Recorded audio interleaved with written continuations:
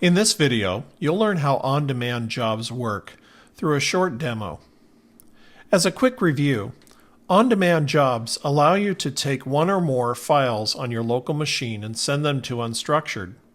These files are then turned into AI-ready JSON, which are then stored on your local computer as well. In the following demo, we'll show you how to create and run an on-demand job, check the job status, save its output, and then view it. If you want to try this on your own later, all you'll need is one or more target source documents stored locally, your unstructured API URL and API key, and the curl utility. By the way, on-demand jobs are also supported through Python or any other REST client you might have, such as Postman. And you can get the demo scripts we'll show you through the links at the end of this video. Okay, let's get started. All right, I'm in my terminal, and the first thing I'm going to do is set my unstructured API URL and unstructured API key. Here's what these commands would look like. If you're a pay-as-you-go customer, this will be your API URL. However, if you're a business SaaS, dedicated instance, or NVPC customer, your API URL might be different. Check with your unstructured network administrator to be sure. Okay, let's go ahead and set these environment variables. All right, these are set. Now let's go ahead and create the on-demand job.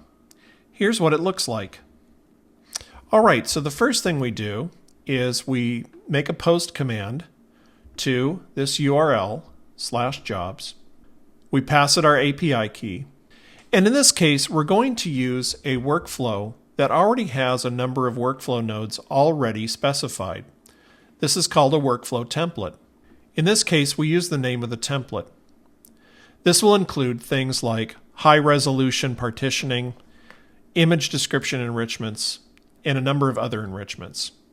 We'll pass it the names of our files. In this case, we have 2 PDF files at these locations. When we're done, we're going to get a few things. The first is the job ID, which we'll need to be able to get the results later, as well as the file IDs. Now I'm using a built-in utility to parse JSON called JQ. It's super helpful in this kind of example because we can use JQ to easily pick off values inside the JSON that's returned. And here in the results, we have an object called output node files, which is an array of file IDs. Each one of these files above will have its own unique file ID in the output. We'll need that information to go get the results from Unstructured later. Then we simply print out the job ID that we get back, as well as all of the file IDs that we get back. Then we loop through each file ID, as there might be more than one file, and in this demo there are 2. And then we go ahead and we store those file IDs for use later. Okay, let's go ahead and run this. All right, we've run it, and here's our job ID.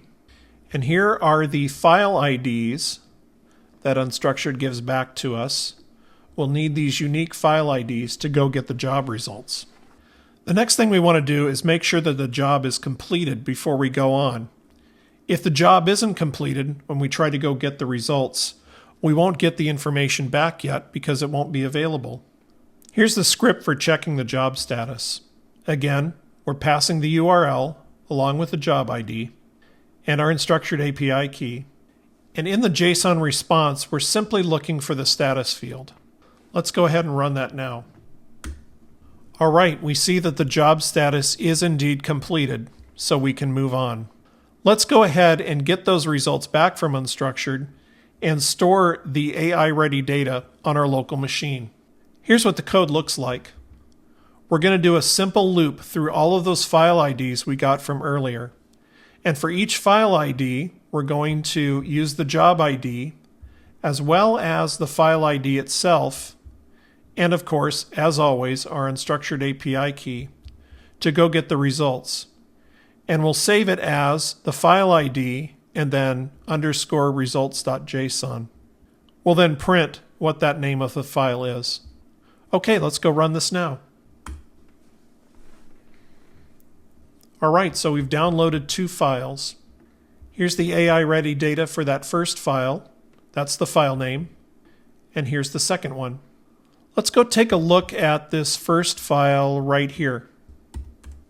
The results are pretty large because we have a couple of base 64 encoded images in there. But you can see, here are some of the elements. Let's go take a look at that other file as well. And again, here are the results. So here are the sources, and here are the results. And that's it. If you want to learn more about on-demand jobs, you can try the Quick Start at the following address on your screen. Or go to the docs and search for on-demand jobs.